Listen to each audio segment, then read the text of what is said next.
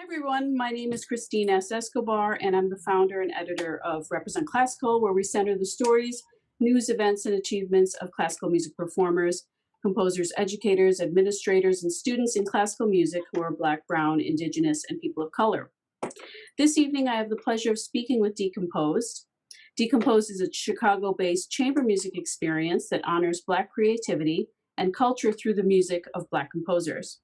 Since 2017, they have created intimate, out-of-the-box experiences that celebrate a mix of genres and sounds of Black music throughout history. They take music out of the concert halls and share it in places like art galleries and cafes. They are architects of creativity and merge various artistic mediums to properly honor the legacy and brilliance of Black composers. With their platform, they plan to change an entire field, and they are doing it on their own terms. DComposed members are Yelley Taylor, Artistic Director, Violist, and Arranger, Caitlin Edwards, Violinist, Kyle Dickson, Violinist, Tahirah Whittington, Cellist and Composer, and Kori Coleman, Founder and Executive Director. Thank you all for joining me. And congratulations on your national TV debut. I just got a chance to finally watch that tonight on The Late Show with Jamila Woods this past January. So for my first question, I wanted to talk about what makes DComposed unique. So your performances look a little bit different than traditional string chamber music. How did you decide on the range of your repertoire, and did this occur organically as you performed over the years? So what's interesting about how we started with Decompose, it started when we were just kind of covering Black classical composers as well as contemporary composers. But then as we started to kind of evolve, we saw this need to incorporate more pop and kind of modern songs. And the reason we wanted to do that is we really believe in the importance of meeting our community where they are. So if we're featuring songs like, Beyonce or like Juvenile, they're now hearing something that's familiar, and then they're able to connect more with that experience. And we started first kind of testing that out with Decompressed. So I think knowing that our audience are people who are interested in classical music, but also people who've never heard of Black composers or haven't been exposed to classical music, it's really important for us to kind of broaden the way that we're defining a composer by making sure we're featuring all those genres, and by also making sure that we're featuring different mediums so we can reach even more people outside of the classical music bubble. Thank you. That's so important, especially like you said, to reach a larger audience. Um, so, in addition to your performing and composing and arranging, you're also educators as well. And I'd like to ask your perspective on music education a little bit. So right now we're seeing a stronger push toward anti-racism in music education spaces. In your opinion, as performers and music educators, what else is changing for the better in music education today? Well, I think there's a host of things. So I know a lot of academic institutions and schools have been challenged to be more inclusive with their curriculums, to adopt more rich curriculum. So I mean, even in the classrooms that I've taught in, or been doing virtual events with, since it's all happened, they're using more varied like educational tools to work with their students. The projects that they're assigning the students are really interesting and they're really relevant right now. And the benefit of having these changes in the classroom is that, first of all, the students get a more well-rounded musical education because their curriculum reflects a wider spectrum of music that's relevant to them, and hopefully, that turns them, like I said, into more well-rounded musicians and music lovers in the future. I know that teachers have been challenged to find new tools that are web-based or virtual, that are effective and supplement the classroom material. It kind of satiates this move towards tech in the classroom. And that's really interesting to see. And because I think of all of the remote learning that's been happening in this last year with all the social unrest, I mean, I know that I've seen in my students, they're much more emotionally intelligent. They're much more informed. And they're wanting to participate in social justice and find ways that their activities in school can affect their society in positive ways. So yeah, all of that in a nutshell has been interesting to observe in schools these days. That's really interesting. How you said that, connecting it with social justice. I know that a lot of times in school, you know, I'm sure we've all had this sort of feeling when, you know, when are we going to, sort of trying to connect what we're learning with the real world. And it's so important to be able to really, sort of have those connections to, basically a person's lived experience. I think is so important, especially now that we're actually seeing that it crosses over into so many subjects in school. Um, so and I guess this other follow-up question is a little bit more continuing with the education angle is how do you bring your enthusiasm for innovation to your interactions with students that you work with? Or, maybe, I don't know if you have private lessons right now, or any of you are private teachers at the moment, but in the past you've done some group performances. So, how are you able to bring your enthusiasm for innovation to the students and kind of like instill that sort of spirit of innovation in them? Yeah, as a teacher, I try to bring like all of myself to to my students. So what I mean by that is I try to show them every single facet of my continuing career. So not just, I'm playing in this orchestra this day or I'm playing with this ensemble, but oh, look at this. I'm creating this song.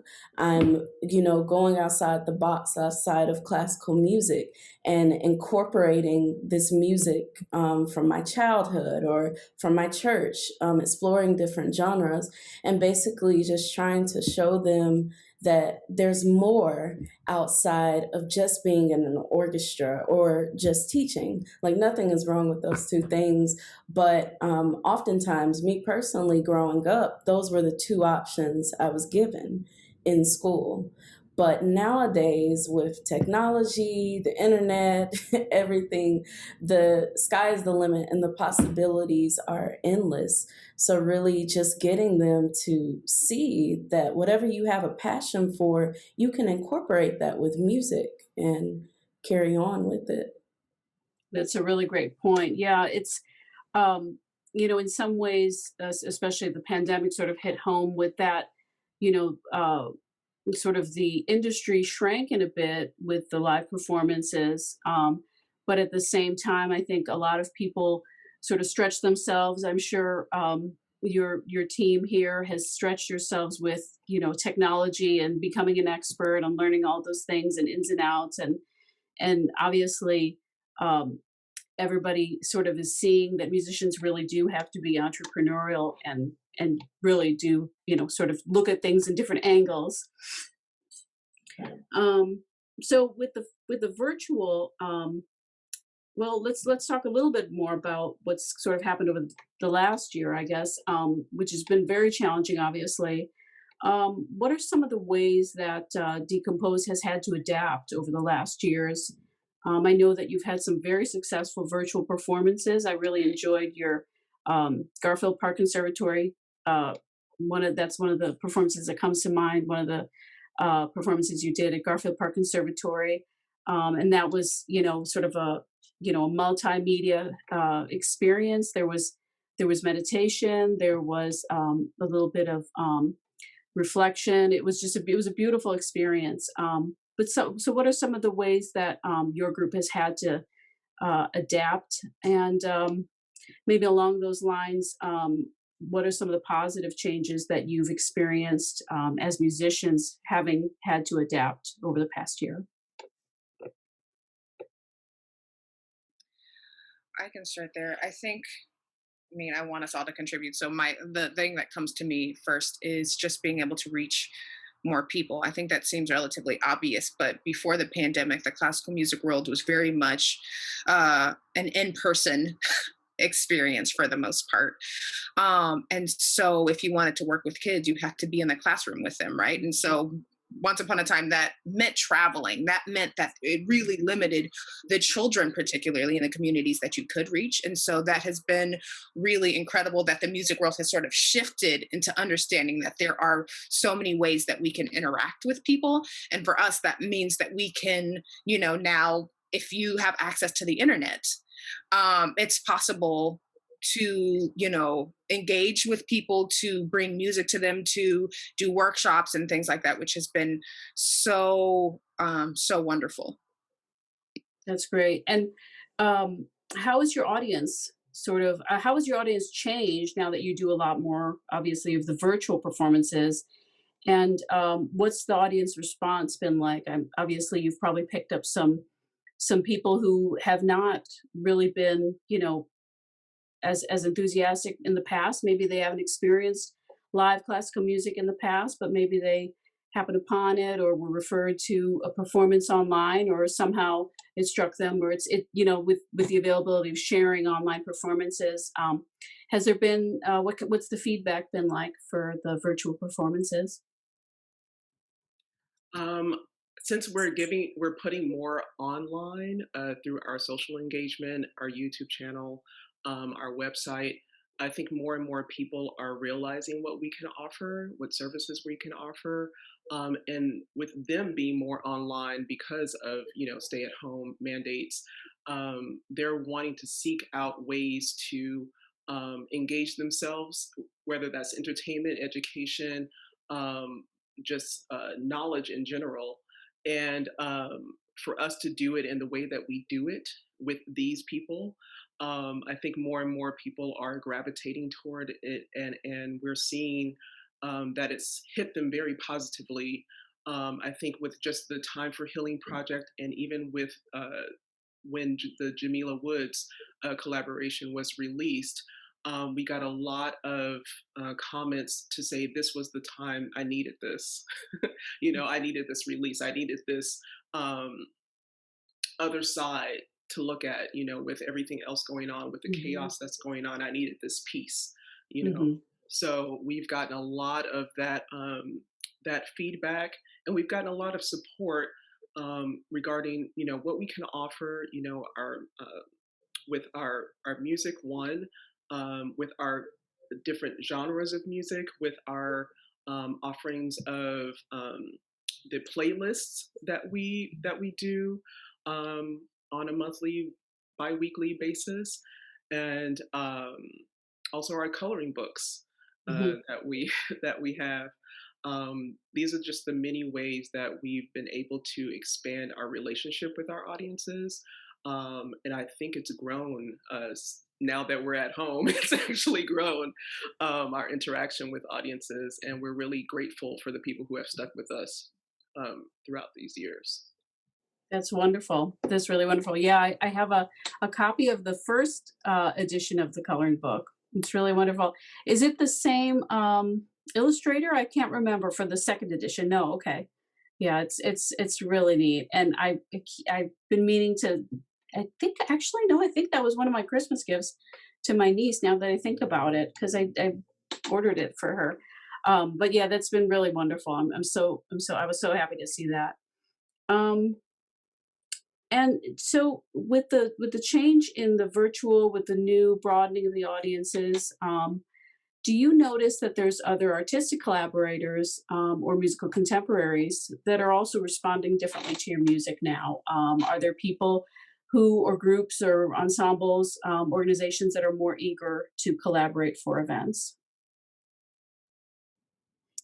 Well, I think the interest has always kind of been there, but I think the way I'm looking at this question is in terms of collaborations and how we approach it. I think especially during this time, we've been really looking for opportunities where we can engage other artists in our stuff.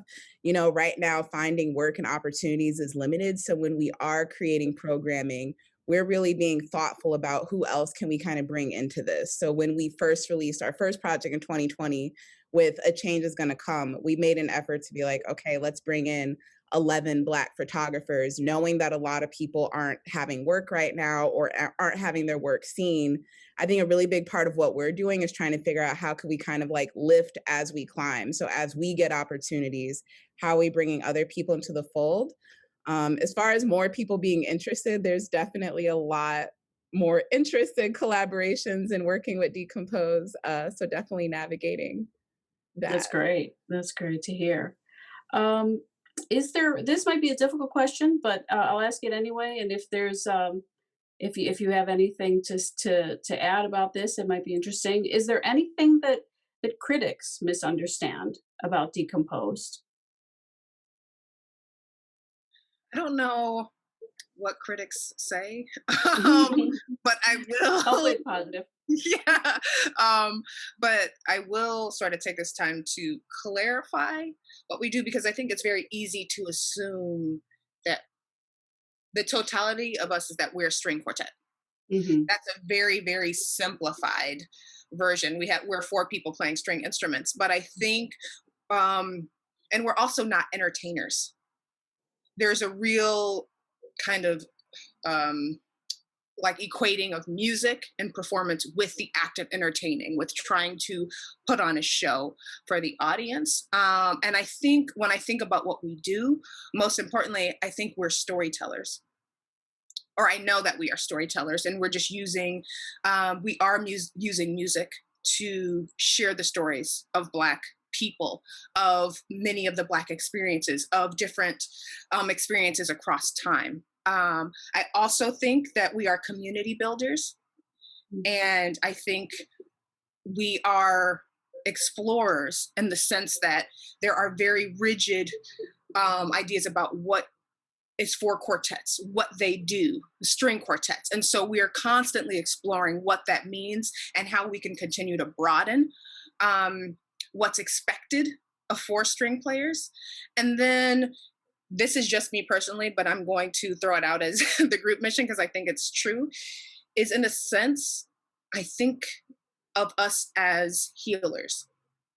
And I think that that's a very big word and has a lot of connotations, but I think it's very important to set the record straight, to provide possibilities for communities that have often been told where we can't go, and then to intentionally share experiences where people can be all of themselves when you're often told that you can't be. And so in that sense, there's a lot of healing that happens because we do what we do so intentionally. And I believe that our projects really reflect that. And so quartet is absolutely the number of people that are in this group, but at this time, but that's not who we are. Mm-hmm. Thank you. That was very great. I mean, I definitely, if I were to describe, I wouldn't be able to describe it any other way than definitely the healing aspect that you mentioned about just bringing people in and allowing them to sort of be in a different experience and experience in a different way. That's so important, and that's definitely something that I have seen and felt in your performances and your events. Talking about a little bit about the future, what new avenues are you exploring as an ensemble in the near future? And do you have any new developments on the horizon? So I think as far as what we're going to continue to do, and we really started touching into this more with 2020, is it's important for us to kind of reflect the times. So as a group, we're always going to kind of keep our pulse on what is going on with our community, but also we need to be in conversation with our community. So I think what's really important about the work we do, we're not always churning out things and always doing things. There needs to be a moment where we're just listening. There needs to be a moment where we reflect on what's right to release. And I think that's how we'll always move forward with like how we create content. As far as new developments, we're always going to be exploring collaborations and figuring out who else we could bring into the Decomposed fold. That's pretty much all I could tell you. That's great. It sounds exciting nonetheless. And yeah, I definitely really looking forward to your next events or whenever that is, and I just want to say thank you so much for your time and for joining me, and best of luck with everything in the near future. Thank you. Thank Thank you. you so very much. Thank you. you. Pleasure.